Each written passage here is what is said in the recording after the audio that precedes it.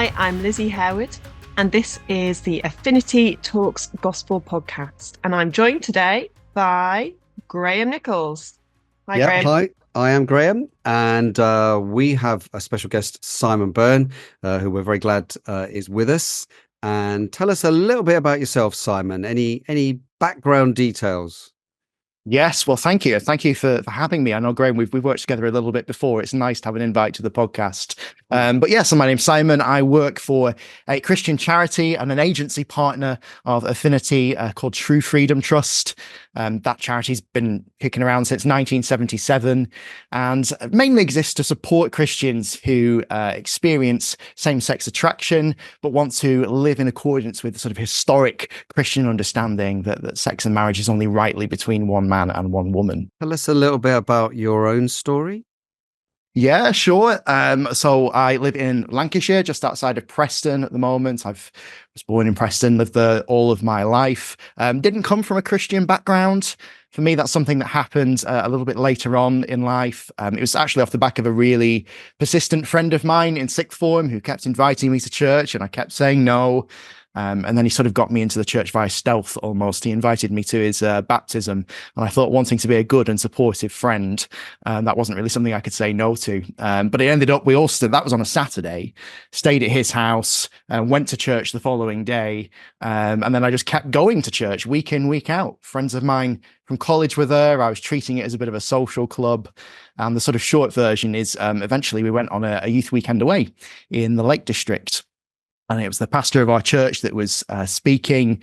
And I reckon it must have been the first time that I'd really listened to him or paid attention to anything he had to say, because for about 2 weeks after that, I had this sort of niggling sensation in the back of my mind that what I'd heard was true. And it was something that I needed to respond to. But it's been quite an interesting journey, because from when I was a child, I knew that I myself was same-sex attracted or experienced same-sex attraction. Something I've known about since I was probably 8 or 9 years old, which I think some people think, oh, that sounds really young, but it's not kind of uncommon for children of that age to kind of be aware of a sense of feeling different or be aware of those attractions.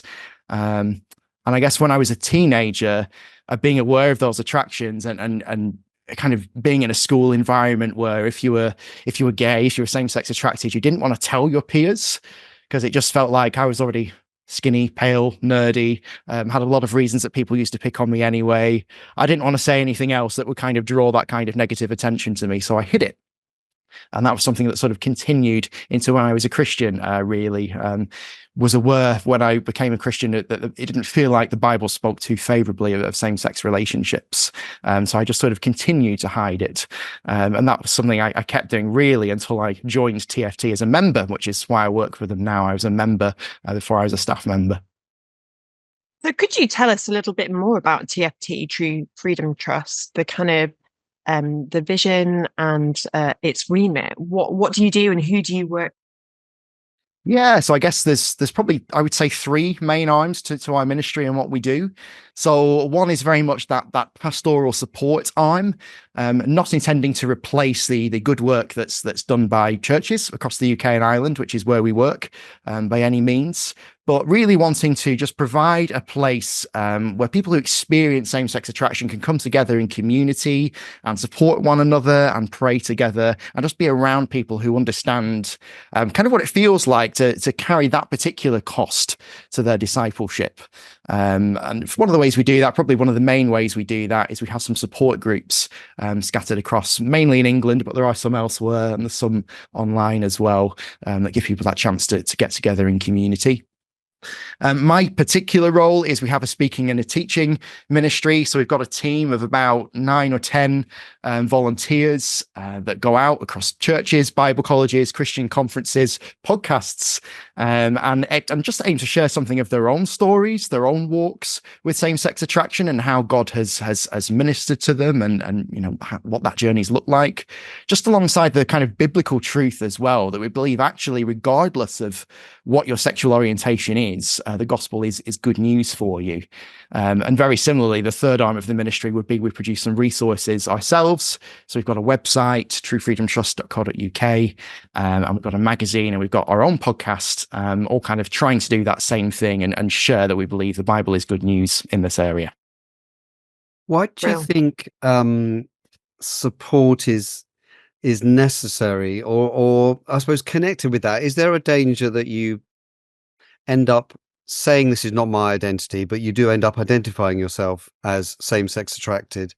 In the process of supporting, you're saying we are a special group that have a special set of challenges. How do you sort of weigh that up? Do you think that makes sense as a question?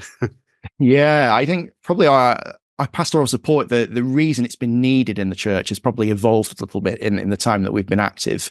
I think, way back, as I said, we started in 1977, and that was really a time where people didn't really talk about sexuality in churches. It was all a little bit underground. People didn't want to disclose that those attractions were something that they were experiencing. And I think TFT, to kind of use a phrase that we might hear in the news quite a lot, sort of provided a bit of a safe space for people to be able to come and talk to others about those attractions, rather than feeling like they needed to share it with their church leadership or the people they were in contact with on an everyday basis. Because I think there still was a very real feel that, is this going to affect my relationships? Are people going to reject me? Am I going to be kicked out of the church, etc.? Thankfully, I think the church has moved on an awful long way since then. I think we're still a little bit dealing with the legacy of perhaps not great pastoral care or not great teaching in decades gone by. There is still a sense, I think, where people struggle to disclose that those attractions is something that they themselves experience, and TFT is still often, we're often still really amazing. We're often the first people that people tell about their attractions. So there is that. And I think as well, the thing for me about TFT actually has been, because I, as somebody who experiences same-sex attraction, I can't then, according to what I believe the Bible says, have a romantic or a sexual partner of my own choosing. I think people, for me at TFT, really understand that sense of being made part of God's family to a greater extent than I've experienced in some of the churches I've been part of in the past. And that sense of real siblingship and actually being brothers and sisters in Christ, being one of the most important relationships that we can have with other people. That's that siblingship. That's the relationship we can have with others that's going to last into an eternity. So for me, that's been a really valuable part of TFT and a big area of difference. Yeah. And do you think it's important that people who are same-sex attracted actually do declare that? Or is there a case for somebody not saying it? They're a Christian, they believe what the Bible teaches, they don't want to practice homosexual sex or relationships. Is there a case for them being quiet, or is it always good for them to actually declare it and get that kind of network of support? Yeah, I suspect that will vary for each individual and the needs they have and the community that's around them. I think for me, I mentioned I was kind of aware of the biblical teaching when I first became a Christian. I was in the church and I didn't tell anybody for all of that time because I was just ignoring it and pushing it to the back of my mind. But I ended up kind of in a place where I remember thinking specifically, actually, I feel like I'm the only Christian in the world that's wrestling with this. Like the only Christian in the world that has these attractions, wants to worship and please the Lord in the way I believe I should in the Bible. I remember feeling like a walking contradiction almost. I've got these two sets of desires that are seemingly incompatible within me. And I've not really got anybody that I feel I can talk to about it. So for me, there was value in sort of disclosing that was something I was feeling so that I could access that support. For others, the church may not be the place that they want to do that. They might have good Christian friends that they can turn to for support. Certainly, I'm not saying everybody needs to come to TFT. We would love to have them, but we would much rather actually people were supported on the ground in their own Christian community. Simon, I've got a question about language and about words. And I was wondering, something we hear in the Christian community a lot, being same-sex attracted. Is there a reason that we use that phrase rather than we say I'm gay? And I also would love to know your thoughts on what it means perhaps to reject the idea that as humans we have to have a sexuality, because I know I heard something a while ago And it says the Bible never frames us as having a sexuality, but about sexual acts that are separate, obviously are done in the body, but are not part of our kind of our being. And I'm just wondering if you could perhaps give your thoughts on those topics. Yes, you might have to remind me the second question in a minute. Sure. I'll do the language one first. So this is a really interesting question. I remember having a conversation with, it was actually one of the first people I spoke to when I joined TFT. And we met up for a coffee a few years later. And this was after we'd done the census a few years ago in the UK. And they included a question about sexual identity or gender identity this time round. And this chap is couple of decades older than me, is in his 50s. And he really strongly opposed the idea of labeling himself as gay in the census. And we were having a conversation about it. I think what I discovered is just the word gay means something very different to him compared to what it might mean to somebody of my age or somebody that's 10 years younger. For him, calling himself gay sort of connected him to almost a sort of a package or a lifestyle that was kind of synonymous with in the 70s, where things were perhaps underground and being gay was associated with being promiscuous, etc. Where he's obviously not those things. So he didn't want to label himself gay because he doesn't want to associate with that package.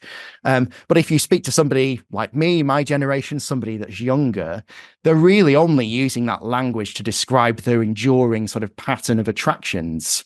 I think it's often good, actually, if you're kind of struggling to work out where somebody's coming from. Somebody comes up to you in the church, for example, and says, "Oh, I think I might be gay." Just asking them kind of what they mean by that terminology.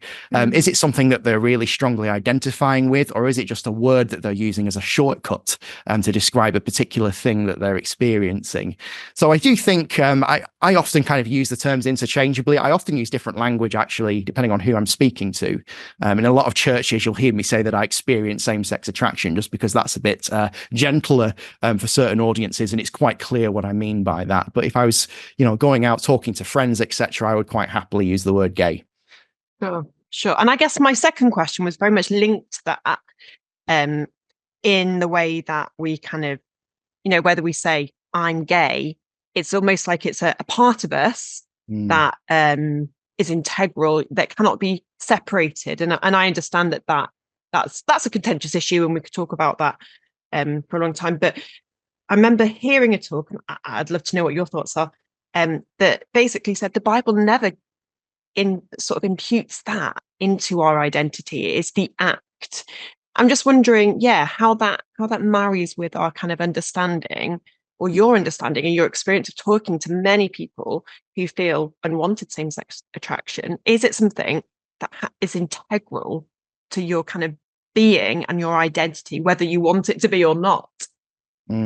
Yeah, you're absolutely right. I mean, this concept of sexual orientation, if you like, is quite a new concept in terms of what is your predominant experience of attraction. Is it towards people of the same sex, the opposite sex, etc.? Whereas the Bible never talks about sort of sexual orientation. It does talk about sexual acts, and it's always wherever we see homosexuality talked about in the Bible, those sort of 5 or 6 or so, you sometimes hear them being referred to as clobber passages. Wherever the Bible talks about those, it is just talking about acts. And that's actually one of the sort of unhelpful areas of teaching in the past that we've had to push back against a little bit. It's, the Bible isn't condemning you for having a particular sexual orientation. It can't be, because the Bible doesn't have a concept of sexual orientation. It's condemning specific sexual acts.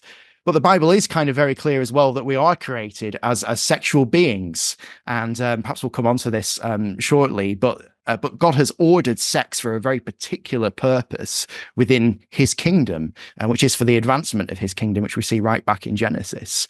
So we're sexual beings, and that is a wonderful thing. But there's kind of only 2 ways you can express being a sexual being that sort of contributes towards furthering God's purposes. And one of those is in heterosexual marriage, and the other one is in celibate singleness. So the kind of instructions, no matter what your sexual orientation is, the instructions for you are the same. That's really helpful. Why do you think biblical teaching is important. We probably haven't got time to go through what that is and all the nuances and so forth, but just for a moment to assume that the Bible condemns all sexual activity outside of marriage between one man and one woman, including homosexual activity. Let's just assume that for a moment. Why do you think it's important to both teach that, emphasize that, and live by that? Yeah. One of the things I love is one of the prohibition passages concerning same-sex sexual acts is in Leviticus 18. And there's a particular way, if you look at that chapter, the first 4 verses of that chapter, how that starts. And it sort of says, well, look, the Egyptians are going to follow the Egyptian statutes. The Canaanites are going to follow the Canaanite statutes. God's people are going to follow God's statutes because we are citizens of a different kingdom. And you sort of think about how 21st century Britain thinks about sex, and it's about pleasure. It's about, kind of creating intimacy with another person. In God's kingdom, that's not what sex is for. It's actually very much linked to God's purposes for us. And particularly in the Old Testament, you see this. The first thing you see is the procreative instruction in Genesis. That is how the sort of kingdom of God spread through male and female procreating, and that's how the kingdom grew. And you sort of continue to see, I know there's arguments within the church, debates within the church about sort of the extent of complementarianism and male-female roles, etc. And that's probably beyond the purview of what we're talking about here. But you kind of get the sense right the way through Scripture in different areas that sexual difference is really important for various reasons, not just because of procreation, because that's the physical way that God's kingdom expands, but because there's something about men and women and how they sort of reflect the particular role of Christ and church in sort of day-to-day life and in church life as well. Yeah, that's great, and that kind of that's a really helpful foundation to build on, isn't it? That you can kind of then use as you minister to people. I wonder if there's anything practically then that you can advise our listeners to do. So, if I've got someone in the church who, I've got a friendship with and they approach me. I mean, I don't know that there may be same-sex attracted people in our church. And I would love for them, if they felt they needed to be open and honest. How would you advise that a Christian responds to those who might open up to them? Yeah, I think the first thing is always just to say thank you. And express appreciation that person has shared with you. I mean, I remember the first person who I shared my own story with. I was 24 when I first told one of my Christian friends, and I experienced this sort of like a physical locking of my throat. It was so difficult and so painful just to get the words out. It does take quite a lot of courage, and probably the person's been building up to having that conversation with you for quite a long time if you are the first person that they've shared with. So I would always want to kind of acknowledge that and thank them, and just acknowledge that it might be something quite difficult that they've told you.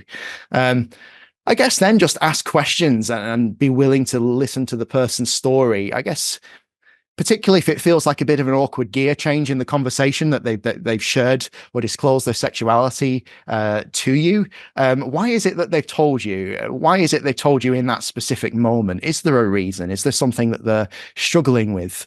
Is it that they're particularly attracted to somebody of the same sex and they just want help navigating that kind of emotional side of that relationship with that person? So probably just asking questions. And I think as well, probably the main thing is just not allowing the fact that they've told you that to kind of change the way that you see that person, not seeing them through a different lens because they've disclosed that to you. You don't want to keep laboring it. You don't want to, every time you see them, be like, oh, how are you doing with that? Because then it feels like, well, I feel like that's the only thing that they see about me now. There's so much more to me than my sexual attractions, but also not ignoring it as well. And I think some people value those little check-in points, those little, perhaps a bit of accountability. That might be why the person has disclosed to you in the first place. There's something they're struggling with that they just want you to check in with them on. So yeah, the lens thing is quite important, I think. It's a bit like, I know it's not the same because it's not a bereavement, but has some similarities. So if someone tells you, or someone has been through a bereavement, it's a very careful balance between acknowledging it and talking to them about it and following up, talking to them about it, but not defining them as a bereaved person who you will forever treat as a sad person who just needs sort of mollycoddling or something. So I think there are some similarities with that. Simon, have you, maybe it's not very good for you to talk about your experience, but do your members experience discrimination in churches? Not in a classic sort of secular sense of thinking about it, but the sense that they're being treated differently in an unchristian way.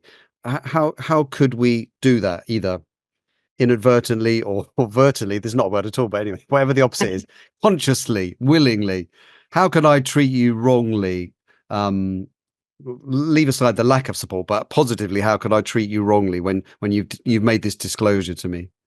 Yeah, great question. And there are some horror stories within the sort of the TFT membership of people that have been, rejected from positions of church leadership and church, etc. But those things tend to be quite rare.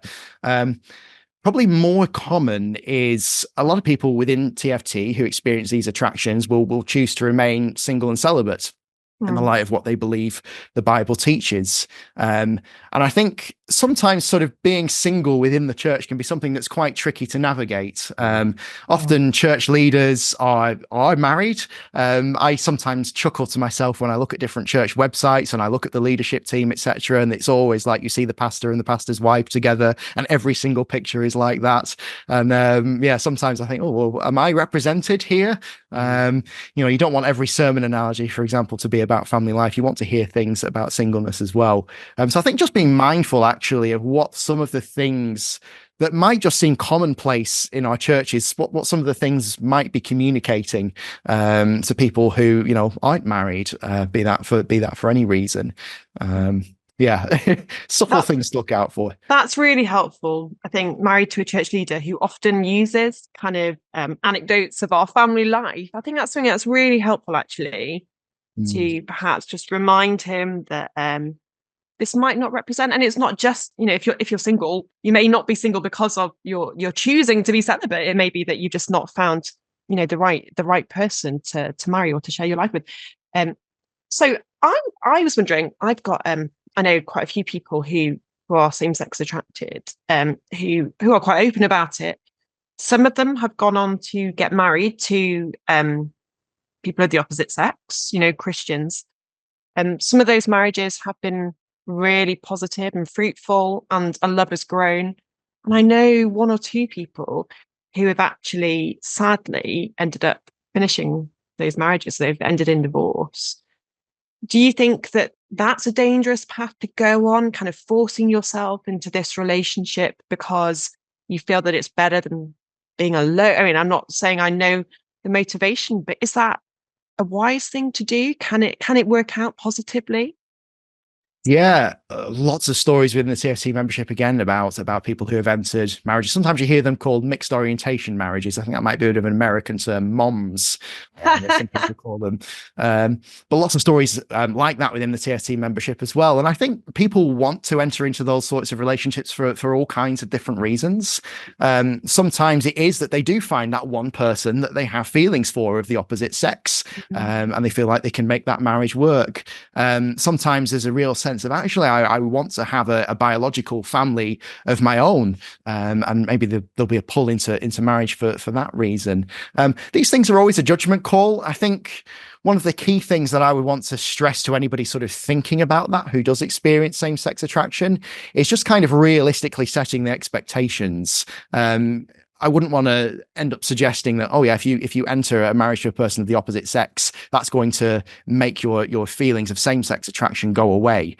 Chances are resisting those feelings is still going to be an ongoing cost of your discipleship. So I just want to be very, very, very careful to prod people on that. But I think there is an article on that written by somebody in a marriage on the TFT website. I can't remember what it's called, but if you type marriage into our search bar, it is probably the first thing that comes up. And that's got some of the considerations he was thinking through before he decided to get married. We're always struggling for the right balance for this, but the idolatry of the family is a real problem within churches. The balance is that, of course, families are good and wholesome and helpful and build society, and so we want to affirm family life, but we don't want to idolize family life, and that's a careful balance to strike. And we don't want to idolize a particular version of family life either. Yeah. Just as a little throwback, the one biblical question that is worth answering, because I get asked it on the media quite a bit, which is the kind of shrimp question, the Old Testament-y question. How do you deal with that one? As in, you're condemning gay sex, but you're not condemning eating shellfish. Yeah, absolutely. And this is really where we're looking for what are some of the things that are consistent through scripture, right? So this sort of prohibition against eating shellfish or mixed fiber clothing, etc. Those were kind of laws to do with cleanliness. They were ritualistic laws that were for quite a specific time and a specific place. And we see Jesus kind of in the New Testament explicitly talk about, well, actually, what makes you unclean is what's coming out of your heart. It's not about what you're consuming or about any of the things that go into you.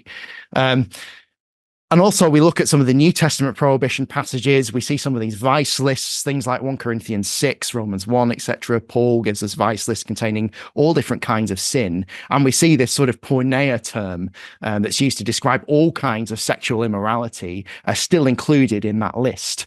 So those are the sort of more moral laws that are carried over very clearly into the New Testament. So we need to continue to follow them and uphold God's will.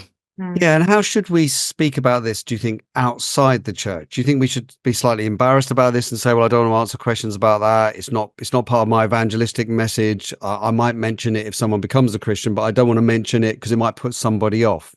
How would you approach that? Yeah, I mean, in terms of an individual conversation with somebody that's not yet a Christian, I always think it's important that our character speaks as much as what we're saying. So if I, for example, somebody walks into my church for the first time on a Sunday, one of the first questions they ask me is, Simon, what do you think about same-sex sexuality in the Bible? I'm probably not necessarily going to want to go in with a full answer there and then, because that person doesn't know me. They don't know where I'm coming from. They don't understand the heart that I have for them. So I would probably say it's a great question. I want to answer that question, but maybe, let's go and have a coffee. Let's spend a little bit of time getting to know each other's stories a little bit more first, so that they can kind of understand my character and the heart behind it and not just hear the words that I'm saying without knowing anything else. So that's I think a really good tactic. It's a little bit harder to do if you're sort of doing some of the things that you do, Graham, in the media in a more public setting. And of course, we don't want to be shying away from anything that the Bible says, but we can do things with our posture and articulate things in a certain way that doesn't get people's backs up, first of all, and that actually speaks to some of the things that they are concerned about. So Glyn Harrison, A Better Story. I get invited to loads of churches where they call the series on sexuality A Better Story because of his book. And actually, I find one of the most helpful chapters of that one of the early ones. Sorry, Glyn, if you're listening. I think it's chapter 2 or chapter 3, maybe. And he talks about these sort of foundations for moral reasoning. And they're sort of like the values that underpin sort of people's politics or some of the decisions they make or some of the ethical decisions that they make in life. And people tend to be concerned about, well, I don't want to oppress anybody with what I believe. I don't want to be unfair in any way in the things that I believe. And these are like some valid moral concerns people have about the Bible's teaching. They believe that what the Bible says is oppressive. They believe that it is unfair. They believe it's harmful in some way. So we want to kind of get better at presenting a more rounded gospel that addresses some of those concerns and doesn't just talk about sort of justification, which we're really good at talking about in Western Christianity. And it's a great thing to talk about, and it's an important part of the gospel. I hear fewer people talk about how, God led people in Exodus into freedom, or fewer stories about sort of, the Jubilee in Leviticus, where God is about freeing captives as an economic reset. So just getting better at talking about the whole Bible and the whole gospel narrative rather than just the bits we've gotten quite good at. Sam, do you think, and Graham as well, I think it'd be great to kind of reflect on perhaps some of the more the difficult sort of spirals that our culture has gone down now when it comes to sexuality. Now, I spend a lot of my time, having been a secondary school teacher and supporting teachers working in schools. I spend a lot of time hearing about sexual identity, about queer theory, about queer identity.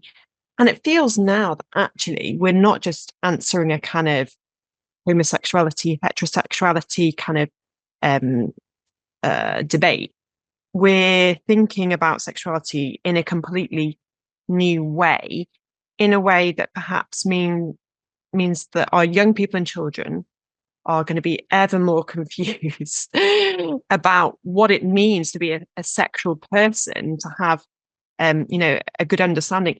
How on earth can we begin to unpick this when my child is being told that they could be pansexual or asexual or whatever else? It's a hard one. Have you got any reflections on those complexities? Yeah, and the sort of conversation has moved, even in the space of 5 years. The conversation, the things we're encountering when we're going out speaking and teaching have changed hugely. 5 years ago, we did get the sorts of questions that Graham has just asked me about the shellfish and the sort of, well, what does the Bible actually say type questions. And now we are getting questions that are quite questioning the morality of the Bible, or are sort of connected more broadly to philosophy and psychology, etc. And the tricky thing is, and this is why we don't want to shy away from talking about these things in our churches, because if our children aren't hearing the good news of the gospel and that sexuality means something different in God's kingdom, if they're not hearing that in our churches and in our family homes, they're not going to hear that elsewhere. Teachers with the best will in the world don't have the time to sit down and do all of the research and learn all of the arguments that we're engaging with in our churches. So we need to be the ones doing it. It's tricky. I think there's definitely a few things we probably shouldn't be doing that I see done quite a lot. I see some people sort of trying to repay insults with insults almost. We're accused of being oppressive because we hold to a historic Christian understanding of what the Bible teaches. And, I see people kind of in our camp sort of firing back and saying, well, you're trying to shut us down. You're trying to cancel us. You're trying to oppress us and deny our ability to speak. And those things are true and they are valid arguments, but they're probably not the best things that we can be saying. Again, we need to be appealing to actually what's underpinning these sort of narratives that we're hearing in our surrounding culture. Why is the Bible not harmful in what it's teaching? Why does God care about who we sleep with? And again, character is really important as well. I always think of Galatians 5, where we get the fruit of the Spirit and we get this list of here's what it looks like to walk in the ways of the flesh. And then Paul contrasts that with here's what it looks like to walk in the way of the Spirit and by the fruit of the Spirit. And I think you can pick something out for each of the 9 things he lists there that's really helpful actually for how we engage in this area. Just peace is one of them. Our role is to just be kind of faithful gospel seed sowers. And we can keep doing that, but there does probably come a point in our conversations where we want to change to actually, how do I maintain peace in this relationship? This person now, I know they know what I think. I know they understand it. How can I maintain peace in this relationship so that if they do have any questions in the future, maybe when God's done some work growing those seeds, so that they'll come back to me and know that I'm a safe person to kind of ask those questions of. And same with patience as well, just being aware that people are on a journey. We can share the gospel with people, but we don't expect to see change overnight. Again, that's a process between them and God. So just kind of being patient with that process and not expecting, like the Amazon Prime, the result's going to be instant. I think on the bigger question as well, I totally affirm what you're saying, Simon, about our character and so forth. I think there is a sense in which the philosophy is kind of collapsing under its own weight. So I think all the pushback to do with trans issues recently is terrible, but it's good in the sense that the logical conclusion of decoupling completely from God's plan for what it is to be a man, what it is to be a woman, and where sexual relationships are supposed to take place. Once you decouple from that, anything's possible, and so now everything has become possible and realized, and everyone's kind of thinking this is not either sustainable or good. I think it is part of a bigger picture. So you're right that the sort of binary question, is gay sex wrong, is asked less, and it's more sort of bigger questions about identity and what freedom really means, and the arguments about the self and so on. And I think we do need to engage with some of those. It's hard when you're asked the very straight question, is gay sex wrong, to not answer with the correct answer. But I think as much as we can, we need to give people the bigger picture. And I think Christians need to be confident that God's plan is good. And if, as in Simon's case at the moment, at least, you are celibate, single, that is good. It's not bad. God hasn't placed some arbitrary sort of clobber onto Simon, which means his life, will be a misery compared to mine. And that God's prohibitions line up with how he's made the world to work. They're not just arbitrary. There is a goodness to them, and there are goodness to them if it works out in heterosexual relationships, and there's a goodness to them if it works out in being celibate. I know in the midst of sort of suffering the pain of not being able to experience the same as heterosexual people, that's hard to see, but I don't think you can avoid saying that. And I don't think you should avoid saying that, but without being patronizing about it.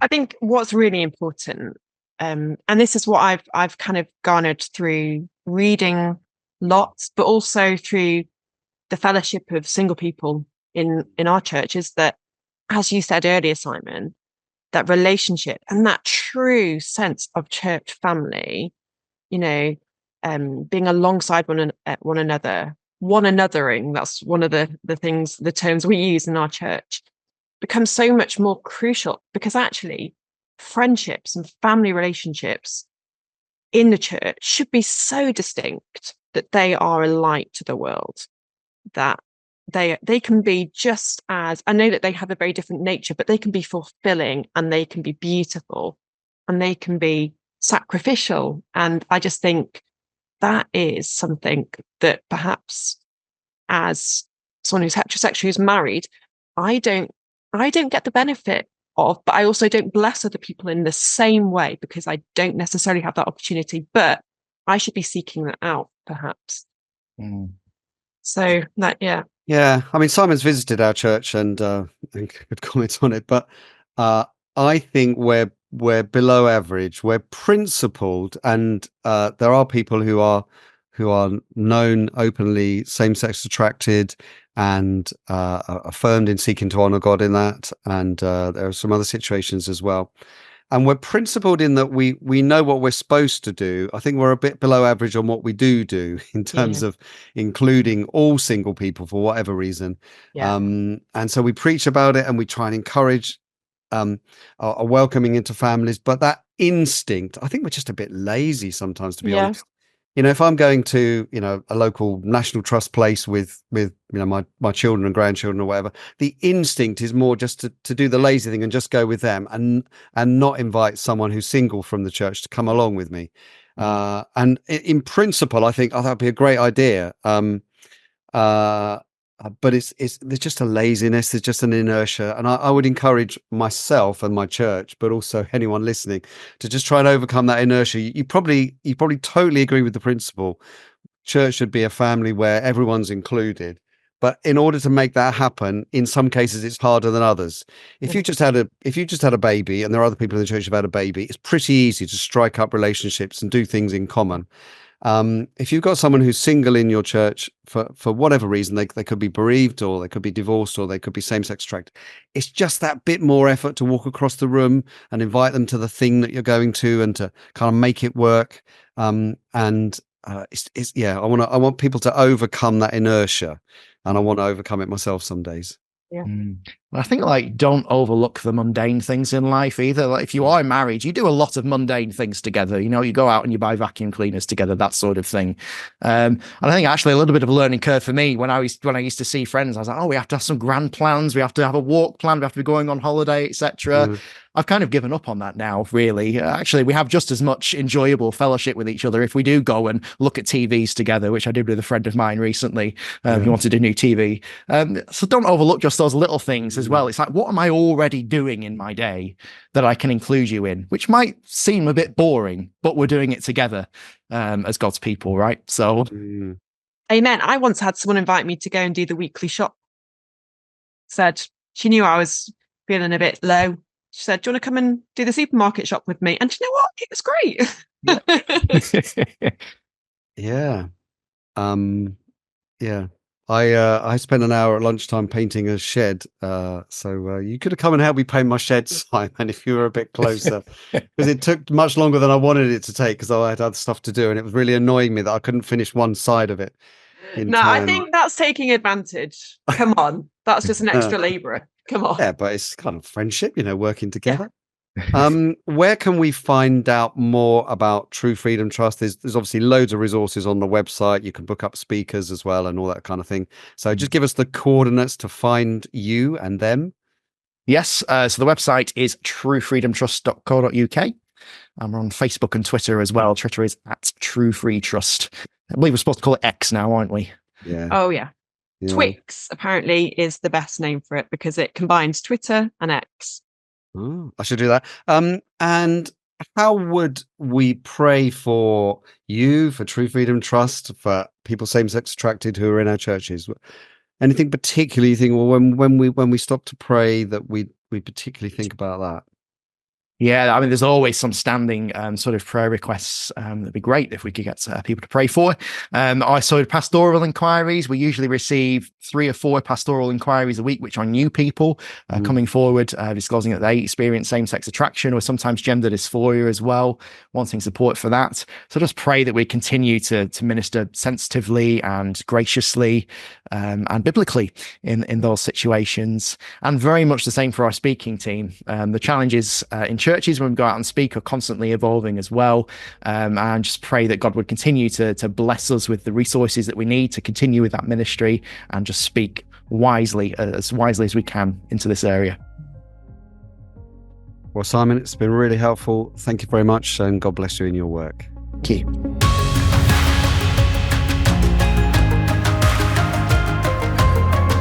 Thank you so much for listening to Affinity Talks Gospel Podcast. Affinity is a network of evangelical churches and Christian organizations working together, sharing stories in order to encourage and equip God's people to preach and live the gospel in this generation. If you're interested in supporting this ministry, we'd love you to join us. Just head over to affinity.org.uk/join to find out more. And we look forward to catching up with you on the next episode of Affinity Talks Gospel